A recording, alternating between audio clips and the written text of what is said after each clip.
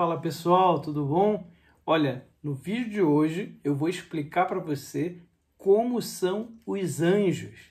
Então já vai dando like aqui embaixo, já vai se inscrevendo no canal e compartilhando esse vídeo aí para todo mundo. Bem, a questão é um pouco confusa hoje em dia, porque as pessoas estão com o imaginário, lotado de filmes, séries, desenhos animados sobre os anjos. Então isso acaba confundindo muito quando a gente fala sobre a questão dos anjos, tá? Porque as pessoas estão com essa ideia fantasiosa dos anjos. Então aqui nesse vídeo eu vou fazer para vocês uma análise filosófica e teológica sobre os anjos, tá? Então assim, vai precisar que você preste bastante atenção, né? E que você medite sobre aquilo que eu vou explicar aqui para vocês.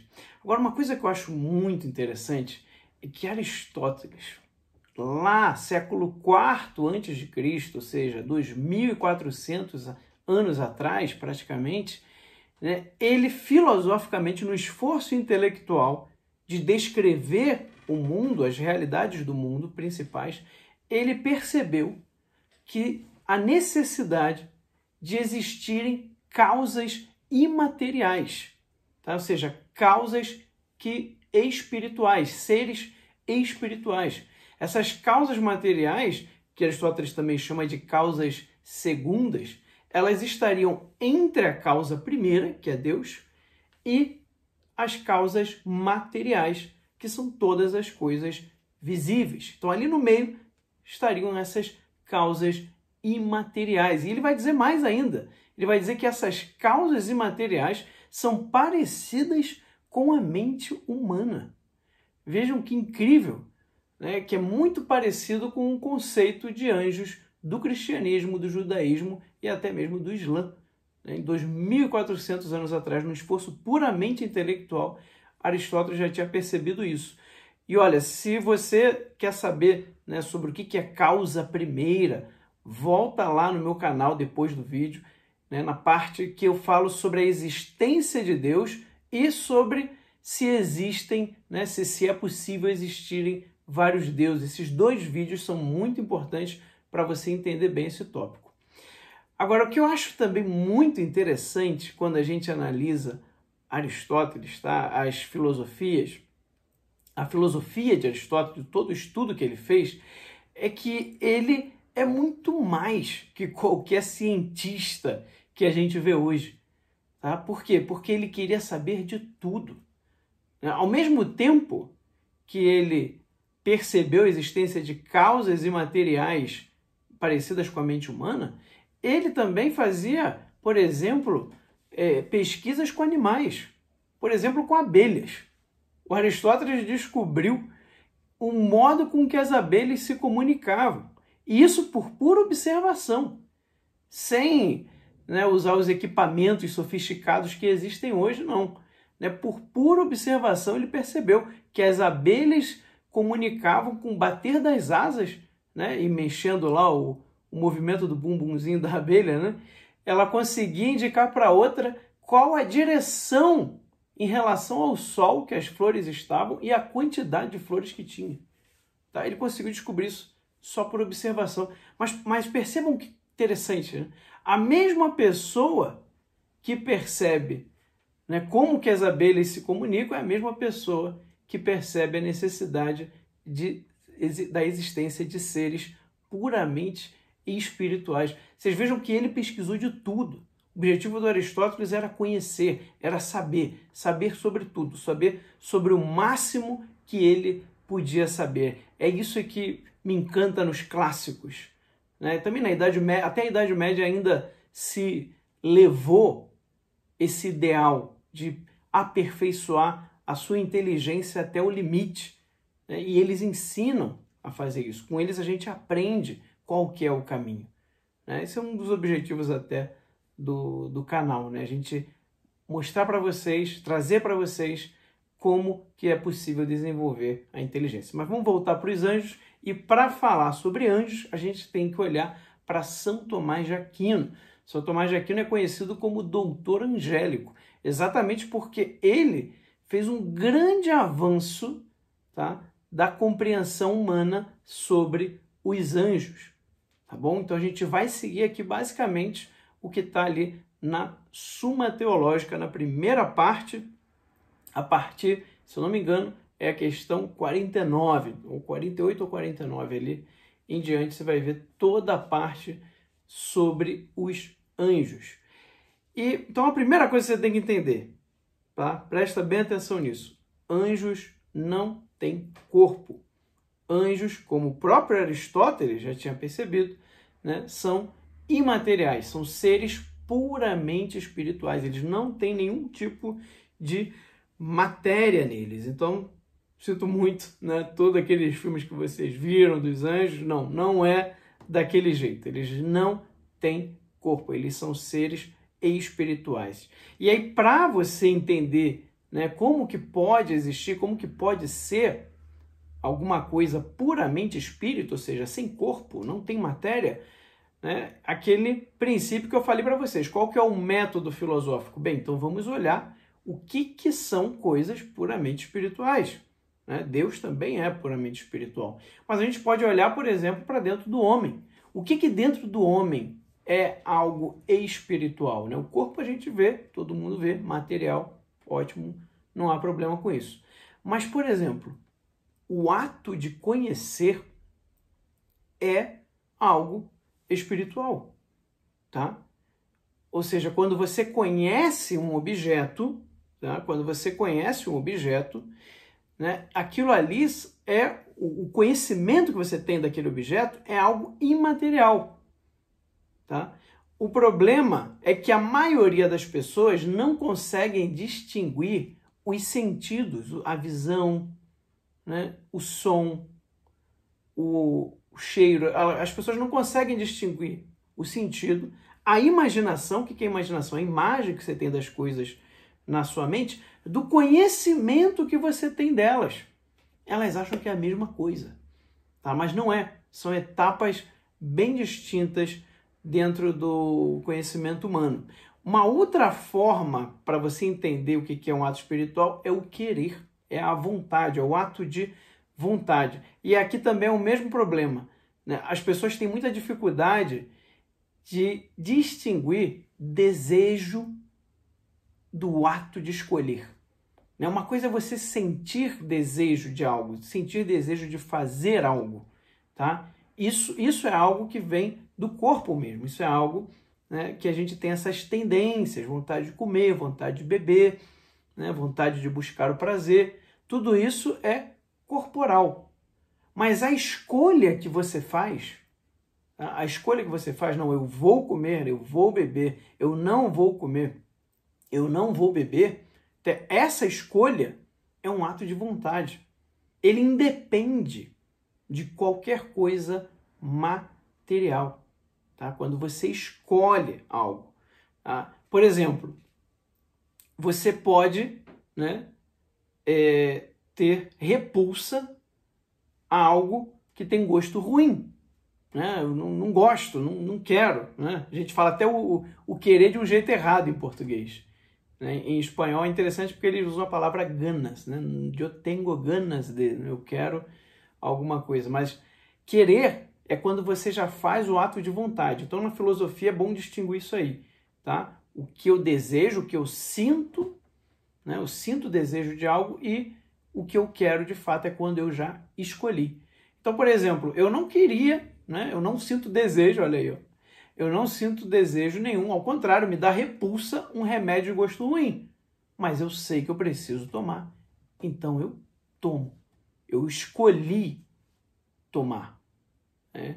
Então, é um ato de vontade, mesmo contrário ao meu corpo. Daí você já vê que é algo que está além da matéria, o ato de querer. Por exemplo, os animais não têm isso. Nos animais, você não vai conseguir explicar para o seu cachorro que a dor que ele está sentindo quando ele toma a vacina, tá, é para o bem dele. Não vai ter jeito. Você consegue entender que a dor é para algo que vai fazer bem para você, e você suporta. O cachorro não, ele vai ver aquela vacina como um mal. Não tem jeito de você explicar para ele. Por quê? Porque ele não tem uma alma espiritual como a nossa. O cachorro, ele é só corpo. Então ele não consegue ir além das sensações corporais. Por exemplo, um animal, ele sempre vai olhar para uma coisa específica, para um objeto específico. Tá? Quando ele viu uma imagem, né? O leão viu a imagem lá da gazela, ele identificou aquilo ali. Não, eu já comi uma gazela. Então ele já tem aquilo registrado, viu a imagem, opa, presa, comida, vou comer, vou atacar. E não tem jeito de você parar o leão. Tá? Assim como não tem jeito de você parar o instinto do seu cachorro. Se algo ali chegou nele, ele vai ter uma resposta automática, imediata, porque ele vai seguir obrigatoriamente seu instinto. Então você vai ter que tirá-lo dali, ele tem que parar de ver, ele tem que parar de experimentar aquilo, né, para que ele não faça o que ele está sentindo, desejo de fazer. Tá? O ser humano não, ou em princípio não. Ele é capaz de escolher, inclusive, contra aquela tendência natural que ele poderia ter. Então, é por isso, gente, que a gente tem muita dificuldade de explicar para as pessoas que existem algo espiritual. É por isso que é tão comum pessoas que não acreditam em coisas espirituais, porque elas não conseguem fazer essa distinção, né, do querer, né, do ato de vontade e o desejo natural, corporal, da imaginação, da imagem e do conhecimento. Tá? E elas não conseguem... Por quê? Porque acontece? Elas estão presas no mundo material. Né? Você só tem experiência de coisas materiais. Então, quando você fala de uma coisa que existe e que não tem matéria, que não tem corpo, aí que a pessoa pensa, pô, isso é uma contradição, isso não existe. Não é contradição. Ao contrário, seria uma contradição você achar que só existem coisas materiais. Infelizmente, não dá para a gente avançar nesse sentido aqui, mas em vídeos futuros eu vou explicar também um pouco sobre isso. Mas só para já vocês perceberem, por exemplo, quando você conhece algo, né, quando você conhece uma cadeira, né, a cadeira não entra na sua cabeça. Tá? Não vem nada da cadeira e entra na sua inteligência. Não. O conhecimento ele é imaterial. Não existe nenhuma partícula que sai e entra na sua inteligência. Ele é algo imaterial. Então, da mesma forma, os anjos são imateriais. E tudo que é imaterial, por exemplo, não tem não está preso no tempo.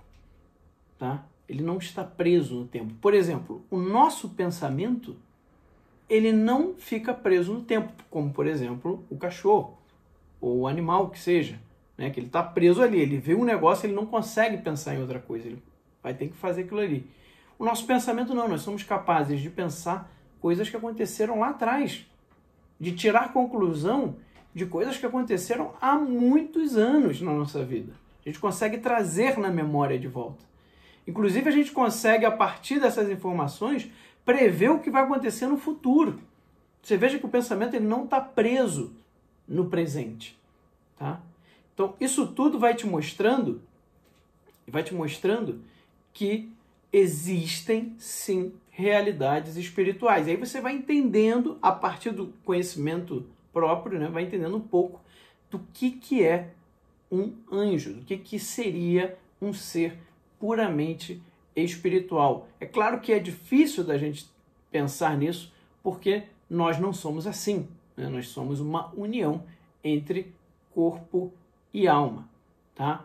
Isso também é muito importante você entender quando a gente divide, né? A gente divide as coisas,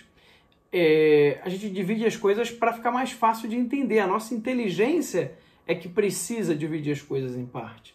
Mas na realidade, no mundo real, tudo se dá de maneira junta, é tudo muito unido. Há uma unidade das coisas. Há uma unidade em nós, há uma unidade nos anjos, ou seja, as coisas não acontecem assim, a inteligência, né, o querer, né, a vontade, tudo isso está muito unido. A gente divide, que é para ser mais fácil para a nossa inteligência entender. Então, os anjos são espíritos. Não tem corpo, tá? Não tem matéria, eles são puramente espirituais. Né? E aí você pode perguntar, então o anjo é que nem uma alma? Não. O anjo é diferente de uma alma, né, de um ser humano, por exemplo, que morreu e a alma se desprendeu do corpo. Tá? Esse anjo, por que ela é diferente? Porque a alma, para conhecer algo, ela precisa de um corpo. Tá? Ela precisa dos sentidos, ela precisa das coisas materiais para poder conhecer. O anjo não. O anjo já tem um conhecimento perfeito das coisas sem precisar de um corpo. Tá? Então ele já é um ser completo. O ser humano não, ele só está completo quando ele está nessa união, nessa unidade entre corpo e alma. Tá? Uma filosofia aqui, né? Isso é uma análise da filosofia aristotélico-tomista, tá bom? De Aristóteles e São Tomás de Aquino. Então, se o anjo não precisa de um corpo para conhecer, ou seja, ele não precisa da experiência material para conhecer as coisas, então ele não está limitado pelas experiências para conhecer, como nós. Nós precisamos experimentar as coisas para poder ter um conhecimento delas. Muitas vezes tem que fazer a coisa várias vezes para conseguir entender, né? Para fazer uma conta, para aprender uma língua, ou seja, tudo leva tempo. A gente precisa fazer raciocínios. Tá? Se a gente começa com uma coisa mais simples, aí aquele raciocínio vai se desenvolvendo, até chegar numa coisa bastante mais complexa, né? Como a matemática. Você aprende os números, né? Aprende subtração, soma, multiplicação, divisão, até chegar, por exemplo, numa equação de segundo grau, ou derivada, integral, o que seja. No anjo não é assim, porque ele não está preso às limitações materiais que nós temos. Ele não precisa de uma experiência material para conhecer. Tá? Ele já consegue conhecer por si mesmo. Então, o que acontece no anjo? No anjo basta ele querer. Ele querer conhecer algo, ele vai conhecer aquela coisa. Óbvio, nas capacidades dele, tá? Que são muito superiores que as nossas. Tá? Mas, por exemplo, Deus já conhece tudo, simultaneamente na maior profundidade possível da existência. Tá? O anjo não. O anjo ele tem que fazer esses atos de querer e conhecer, mas é muito mais elevado que a gente, porque basta ele querer conhecer matemática, ele vai conhecer toda a matemática de uma vez, a física ele vai conhecer toda de uma vez. Se um lugar, né, que seja, ele colocou a mente dele naquilo ali, ele vai conhecer aquilo ali tudo de uma única vez, com um único ato de conhecimento. E não precisa de atos sucessivos de conhecimento como nós precisamos. Tá? Então vocês vejam aí que a capacidade do anjo, né? A natureza angélica, ela é bem mais elevada que a nossa. E isso traz uma conclusão teológica. Por causa disso, o anjo, ele, por exemplo, não se arrepende. Por quê? Porque ele não vai aprender nada novo para se arrepender. Normalmente, quando a gente se arrepende, é quando a gente percebe que a gente fez uma besteira, né? Que a gente fez algo que eu não queria ter feito, que eu não esperava que aquilo fosse acontecer, não era assim que eu queria. Né? Ou seja, o arrependimento ele sempre vai vir com um fato novo, uma experiência nova, nem que seja um olhar novo sobre uma coisa antiga. No anjo isso não acontece. Uma vez que ele conheceu até o fim, ele é incapaz de se arrepender, tá? Porque ele já viu toda a verdade que ele era capaz de ver sobre aquele assunto. Por isso que nenhum anjo bom pode ficar mal e nenhum demônio, né? Nenhum anjo mau pode ficar bom, porque ele não vai mudar de ideia, ele não vai conhecer nada novo para fazê-lo mudar de ideia, ele não vai se arrepender mais. Por isso que uma vez que os anjos escolheram, eles escolheram para sempre. Então aqueles que escolheram Deus, estar com Deus, vão ser anjos bons para toda a eternidade. E os que escolheram estar longe de Deus, escolheram não estar com Deus, né, esses estarão, né, como demônios, como anjos maus, para toda a eternidade. Não tem mais jeito para eles. Mas veja, não é uma imposição divina. Isso é muito interessante também a gente comentar. Né? Por Deus, Deus perdoaria todos, queria todos com eles. Eles se tornaram incapazes de mudar, de perdoar, de se arrepender, perdão. Né? Eles não se arrependem mais, eles fizeram a escolha deles livremente, não foram obrigados, tá? De uma vez por todas, para sempre. Isso é um pouco difícil da gente entender, porque nós não conhecemos desse jeito. Nós não temos essa experiência diária. Nossa experiência é exatamente o contrário dessa. A gente vai mudando, vai percebendo novas coisas, né? Novos interesses, ou seja, a gente não tem essa experiência angélica, exatamente porque, né, não somos anjos. Bem, uma coisa que me perguntam muito, os anjos conseguem saber todo o futuro? Não. Tá? Eles não são capazes de prever todo o futuro perfeitamente. É óbvio que, assim como nós somos capazes de prever coisas futuras, os anjos também são, mas através da inteligência deles. Não como Deus, que já... Em Deus não há tempo, né? Tudo já aconteceu num único ato para Deus.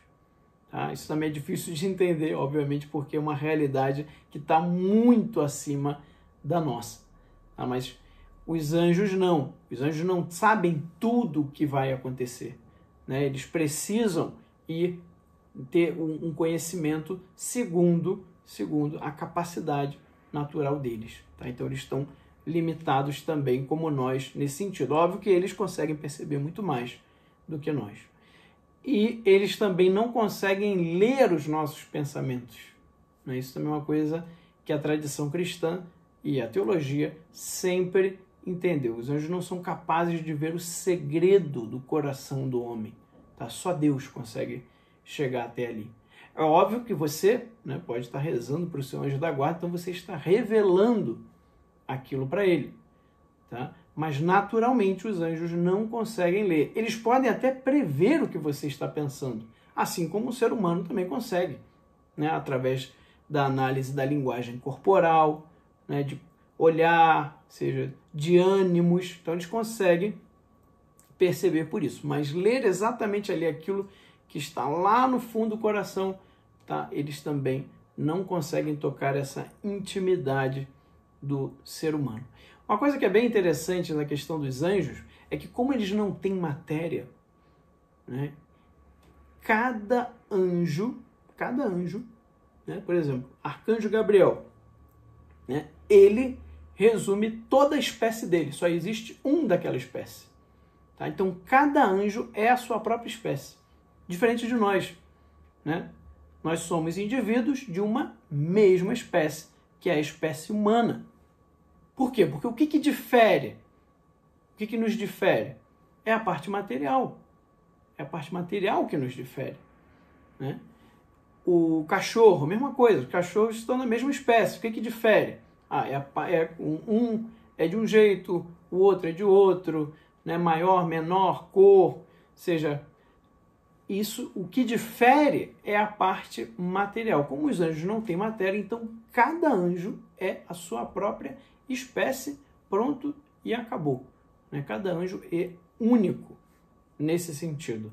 E uma coisa que é bem interessante também que se pergunta é a quantidade de anjos. Tá? A Bíblia vai dizer que são milhares de milhares, miríades de miríades, ou seja, milhões de milhões. É uma multidão incontável para o ser humano. Mas se a gente pudesse tentar quantificar, os anjos somados, eles seriam uma quantidade muito maior do que todos os seres visíveis somados. Então, eles superam os seres materiais. Então, é realmente muito anjo, viu? E uma outra coisa também que as pessoas costumam perguntar é: os anjos podem estar em vários lugares ao mesmo tempo? Surpreendentemente, não.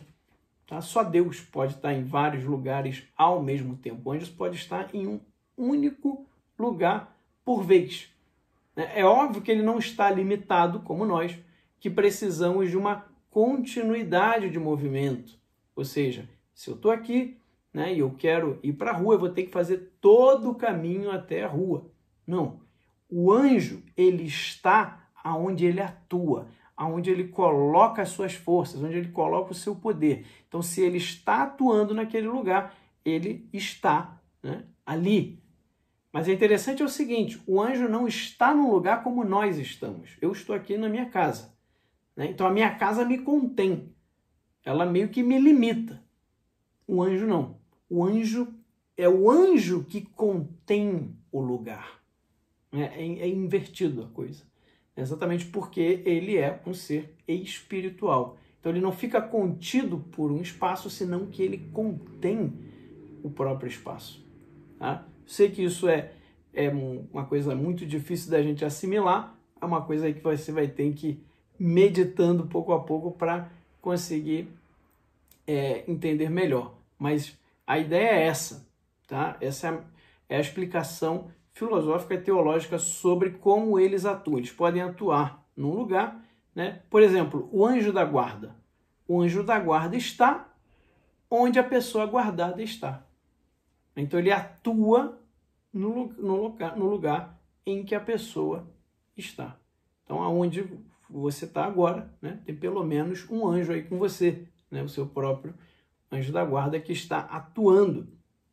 Uma outra coisa também importante de relembrar aqui da teologia é que o anjo, apesar de estar com a pessoa, está atuando, ele nunca deixa de contemplar a Deus. Tá? Então o anjo ele está lá, mas está contemplando a Deus. Por isso que os santos vão dizer que o pecado grave, o pecado mortal, ele é uma ofensa muito grande ao anjo da guarda, exatamente porque ele sofre, né, de estar ali servindo você, né, mas ao mesmo tempo ele está contemplando a Deus. Então aquele ato é algo de ódio a Deus. E isso fere, né? Isso machuca nesse sentido espiritual da palavra. Tá? É a melhor maneira que a gente tem aí de usar uma metáfora para entender isso. Uma outra coisa que muita gente pergunta, então, mas o anjo não tem corpo, mas ele poderia assumir um corpo? Sim, como por exemplo no livro de Tobias, né? O anjo pode assumir um corpo temporariamente, mas não como uma alma humana, né, está unida ao corpo. É uma união meramente acidental. Tá? Uma outra coisa também que perguntam muito é, mas e na possessão? Né? O demônio, ele fica no lugar da alma? Não. Tá? A alma continua lá, perfeitamente unida ao corpo. Né? O demônio ele só passa a ter o controle do corpo. Tá? Então não há uma troca ali, a alma não vai para outro lugar, não. Tem nada disso. Os anjos não fazem o papel da alma de jeito nenhum, porque eles são outro tipo de ser espiritual, como eu falei lá no início. Tá? A tradição cristã sempre colocou que existem 9 coros angélicos. Inclusive isso tem a ver também lá com as 9 esferas celestes que o Aristóteles fala também. Tá? Então seriam, né, do menor para o maior, ou seja, os que estão... O maior são os que estão mais unidos a Deus. Né? Os anjos, que é de onde vem os anjos da guarda, os arcanjos, né, que são os 7 arcanjos que se fala, por exemplo, na Bíblia, os principados, o que os principados fariam? São os anjos das nações. Tá? Os anjos da guarda são os anjos dos homens e os arcanjos e os principados são anjos das nações. Os 3 primeiros coros de anjos, né, esses menores, eles estão servindo o mundo dos homens. É assim que a tradição cristã coloca. Depois tem mais 3 coros, que são as virtudes, potestades e dominações. Elas estariam aí servindo o mundo físico, tá? Todo o universo físico. Depois são os tronos, querubins e potestades, são aqueles que estão mais próximos de Deus. Né? Eles se preocupam com as coisas divinas. Os querubins, para mostrar que eles estão bem perto de Deus, eles são representados geralmente com 4 asas. E os serafins também são ali, estariam quase que face a face com Deus, né? Eles são representados com 6 asas, né? 2 assim, né? 2 assim cobrindo o corpo, e um outro par de asas cobrindo, inclusive, o rosto, os olhos. Por quê? Porque eles estão muito perto da face de Deus. Tá? Então, essa é a representação. As asas dos anjos, elas têm esse significado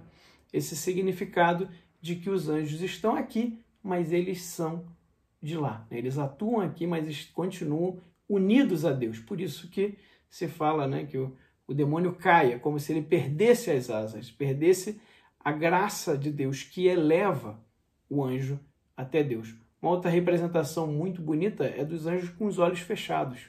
É para mostrar que ele está aqui, mas está sempre contemplando a Deus. Né? Então, não esqueçam de que os anjos são criaturas de extrema bondade e extremo amor, né? Diferente dos demônios, que aí é ódio puro, né? É pura maldade mesmo. Mas os anjos não. Os anjos, os nossos anjos da guarda, eles são seres de extrema bondade, de um amor muito puro, né? E vale a pena a gente ter a amizade, inclusive com o anjo da guarda, e rezar, pedindo a ele que nos ajude. Então, né, se você gostou desse vídeo, dá o like aqui, se inscreva no canal e compartilhe para que mais pessoas possam conhecer sobre os anjos. Faltou algumas coisas ainda para a gente explicar. Nos vídeos futuros a gente vai tratando de outros assuntos relacionados a esse. Pessoal, muito obrigado, um grande abraço e até o próximo vídeo.